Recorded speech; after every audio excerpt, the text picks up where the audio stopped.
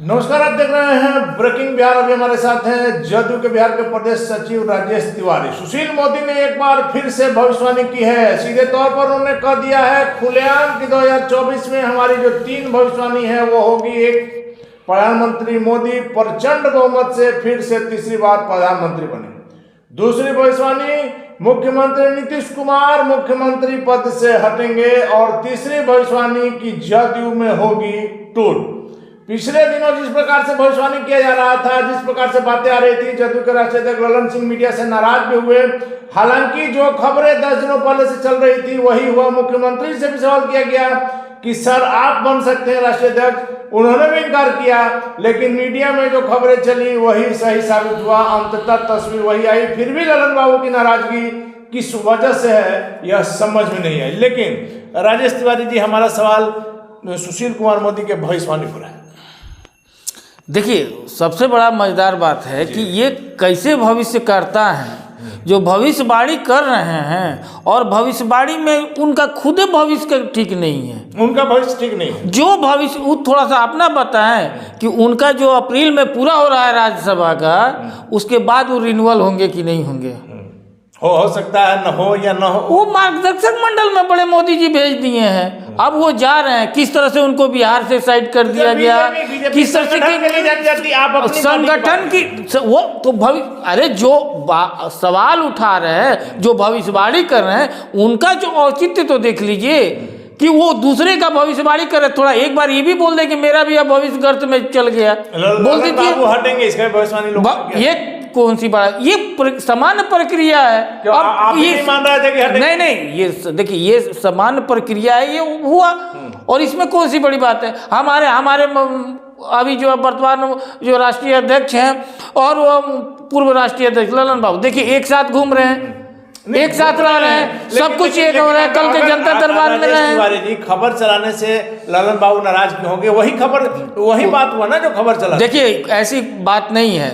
हम लोग तो जदयू जो है एकदम मीडिया फ्रेंडली है और कभी भी रहा है। लोकतंत्र का चौथा स्तंभ का कभी भी सम्मान रहा है। लेकिन कुछ ऐसे गोदी मीडिया है, कुछ ऐसे गोदिया मीडिया है जो प्लांटेड है, जो अपने एक व्यू के अनुसार से वो कर रहे हैं। उस पर हम लोग का सवाल होता है। सर, हमारा सवाल सिर्फ इस पर है कि जो खबर चलाया गया हुआ वही, इस पर ललन बाबू क्यों नाराज? नहीं, देखिए, इस पर कभी कोई नाराज। सबसे बड़ा चीज है कि नाराजगी किस पर है। आप अनाप शनाप इस तरह से बेतुका स्तर पर वाला जो क्वेश्चन उठा रहे हैं, उस पर वो हो रहा है कि देखिए आप इस तरह का कोई बात नहीं है और आप सवाल उठा रहे हैं, उस पर सवाल होता है। मतलब मुख्यमंत्री से कोई मतभेद कोई नहीं। क्या साथ है, हमेशा साथ हैं। और वो हमारे खबरें तो हम लोगों ने नहीं चलाई थी, लेकिन इतना जरूर हम आपकी बात नहीं कर रहे। कुछ ऐसे चैनल हैं जो चला रहे हैं। देखिए, जदयू एकदम यूनाइटेड है और सब कोई मिल करके एक देखिए, हमेशा कल भी जो है 1 जनवरी था,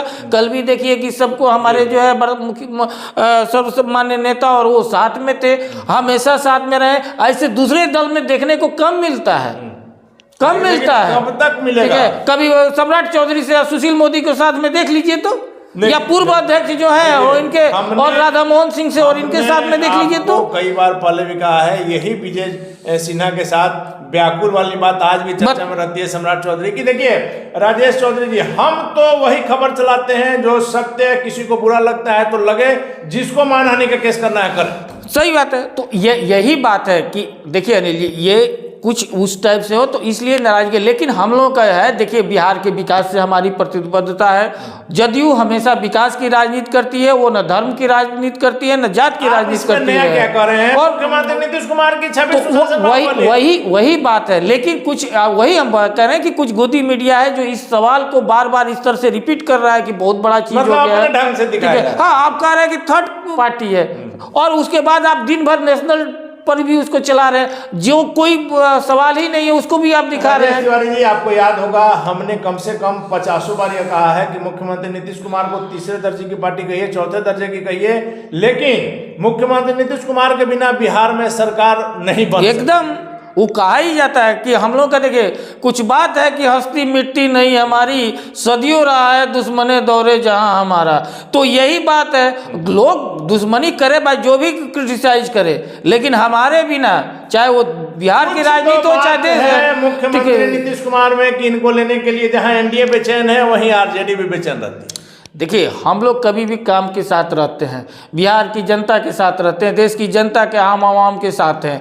और जो लोग अपना क्षणिक राजनीति करते हैं वो अपना करें, कोई धर्म पर करता है, कोई देवी देवता पर टीका टिप्पणी कर रहा है, देख रहे हैं कि किस तरह का ये कर रहा है, लेकिन हम लोग का पार्टी का उस तरह का कोई लेकिन राजेश तिवारी जी, आप नहीं मानेंगे, लेकिन हमारा फिर से एक आकलन है, बिना किसी घुमा फिरा के सीधे तौर पर हम कह रहे हैं कि मुख्यमंत्री नीतीश कुमार, मेरा आकलन है, हालांकि आप लोगों ने हमेशा इसका खंडन किया है कि एक बार फिर से प्रधानमंत्री मोदी के साथ जा सकते हैं, इस बात में कितनी सच्चाई है?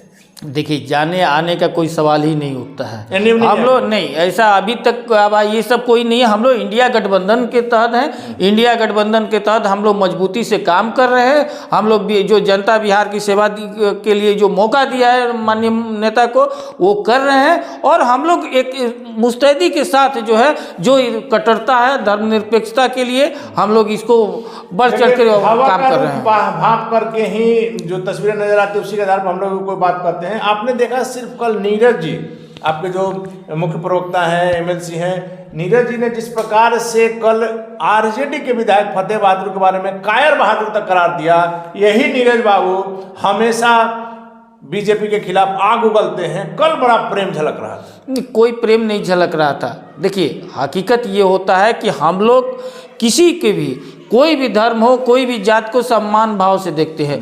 अगर किसी धर्म के बारे में, किसी देवी देवता के बारे में अगर गलत बोला जाए, कोई भी बोले, चाहे वो हमारे ही दल के विधायक क्यों न हो, हम लोग उस पर, हमारे दल का तो कोई बोलता ही नहीं है इस तरह का, लेकिन अगर किसी भी दल को, चाहे वो हमारे सहयोगी गठबंधन क्यों न हो, उस पर जरूर हम लोग उस पर बोलते हैं। एकदम जरूरी है। आप बताइए, अगर माँ दुर्गा के बारे में, माँ सरस्वती के बारे में, जो हम लोग शुरू से पूछते हैं, जो सभी के लिए मान्य है, और उनके बारे में अगर उनके चरित्र पर कोई सवाल उठा रहा है तो कैसे? आप बताइए, आप जिस भी धर्म को मानने वाले मानिए, दलाई लामा से बड़ा कोई नहीं ना है। दलाई लामा जी कभी किसी धर्म के और किसी देवता देवी के बारे में कुछ बोले हुए हैं? ये नया मुल्ला जो प्याज बार बार खाता है ना, वही स्थिति है। हाँ, अभी नया नया जो हुए हैं, अब ये स्थिति कर रहे हैं। अरे, आप कहना चाहिए तो कहिए कि हम जो सरस्वती जी को मानने वाले लोग हैं उनसे हम वोट नहीं देंगे, अपने विधानसभा में लगवाएं। तो पोस्टर कहना है कि सीधे फतेह बहादुर चर्चा में रहने के लिए सब ये है, आप लगवा दीजिए पोस्टर की जो दुर्गा जी के और लक्ष्मी जी को मानने वाला होगा, सरस्वती जी को मानने वाला, उससे हम वोट नहीं लेंगे। लगवा दीजिए, हिम्मत है तो। लेकिन राजेश तिवारी जी, एक और सवाल उठ रहा है। पिछले दिसंबर में 21 तारीख को हमारा शहीद जो है, हमारा नवादा का जो जवान शहीद हुआ जम्मू कश्मीर में आतंकी हमला में, उसको देखने के लिए, उसके परिवार के सुध लेने के लिए जब उनका पार्थिव शरीर आया, गया एयरपोर्ट से, फिर बाई रोड गया नवादा। चिराग पासवान के तो नेता थे, उसके बाद से मांझी जी के सुपुत्र जो राष्ट्रीय अध्यक्ष हैं वो भी गए उनको देखने के लिए, लेकिन जदयू कहीं नजर नहीं आया, ना आपके कोई नेता, ना आपकी सरकार है कोई बड़ा अधिकारी। देखिए, ये एक देश का मुद्दा रहता है, इसमें जो भी शहीद हुए हैं उनके प्रति सबको श्रद्धा, और हमारा जो सरकार है, हम लोग का जो दल है बिहार, वो कभी भी शहीदों के साथ रहा है, उनके परिवार के साथ रहा है। जो भी जहाँ तक बनता है वो सरकार सहयोग करती है और साथ में रहती है। रहना न रहना देखिए समय हुआ होगा उसके चलते, लेकिन उसमें ऐसा नहीं है। का पार्थिव शरीर गया पहुंचा तो कोई जदयू के नेता, कोई अधिकारी नहीं। हम ये हुआ होगा कि अगर जो आप बता रहे हैं जैसा ऐसा तो नहीं होना चाहिए, लेकिन अगर हुआ है तो ये कुछ कारण हुआ होगा जिसके चलते समय अभाव के चलते न गए हों, लेकिन ऐसा कुछ नहीं है कि जिसके मन में ये है। हम लोग कभी भी परिवार के साथ हैं, और वो नवादा ही पूरे बिहार के और देश के लाल है, खोया है, इसके लेकर के हम लोग दुखी हैं। और लेकिन चिराग पासवान की पार्टी ने आरोप लगाया है कि जदयू ने, सरकार ने शहीद का अपमान किया है। उनका जब पार्थिव शरीर पहुंचा तो कोई मौजूद नहीं था उनको रिसीव करने के। अरे देखिए, चिराग पासवान के पार्टी के और चिराग पासवान जी क्या बोलते हैं, वो खुद वो अपना परिवार से लेकर के सबको अपमान करता है। उन लोगों के बारे में बोल करके सारे नेता वहां मौजूद। अरे वो देखिए, वो सब चीज सिर्फ दिखावा करने के लिए रहता है। उन लोगों को कोई राजनीतिक और कोई भविष्य इसी टाइप के टीका टिप्पणी करवे करेगा। लोग काम के बारे में, विकास के बारे में वो सब बात नहीं करेगा। वो जितना शहीद के परिवार के लिए सरकार से है वो संभव वो सरकार कर रही है, लेकिन अगर इस तरह का बात के कि नहीं रहना, हम लोग तो हर जगह रहते हैं, हर जगह रहते हैं, हर परिवार के साथ सुख दुख में हम माननीय मुख्यमंत्री जी शामिल हैं। तो इसलिए इस तरह का बयान अगर वो देख रहे हैं तो ये उनकी ओछी राजनीति है और कुछ नहीं। राजेश तिवारी जी, मेरा आखिरी सवाल है, इन दिनों अयोध्या मामला पूरा राष्ट्रीय स्तर का मामला बन गया है, कुछ नेशनल सुर्खियों में बना हुआ है और वहां कहा जा रहा है, आपके विजय चौधरी ने कहा है कि श्री राम को किसी एक के नहीं है, एक राजनीतिक दल के नहीं हो सकते हैं, जिस प्रकार से श्रेय ले रही है बीजेपी। एकदम सही बात है।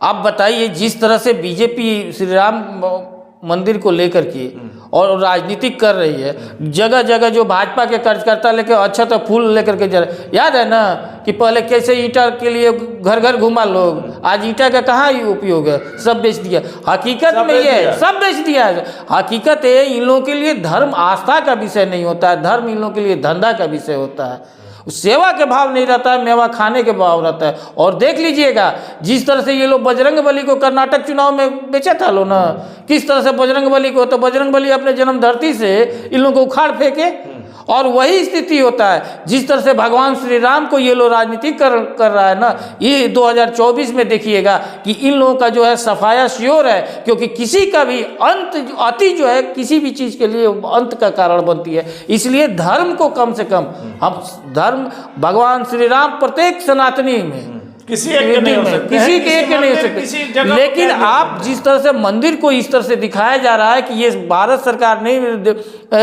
आम जनता का नहीं, ये सिर्फ और सिर्फ भाजपा वाले लोगों का है, तो ये अरे भैया अयोध्या के आप विकसित कीजिए, अयोध्या के विकसित करने में किसी को एतराज है? किसी को एतराज नहीं है। लेकिन आप अयोध्या का पूरे देश को विकसित कीजिए, देश को कर्जदार बना दे रहे हैं, आजादी के बाद सबसे ज्यादा कर्जदार बना दिए, ये कहाँ से आप लगाइए फैक्ट्री। हम लोग मंदिर के सपोर्ट में है, हम लोग सनातनी हैं, लेकिन आप कम से कम सिर्फ पूरे देश को आप विकसित बनाइए।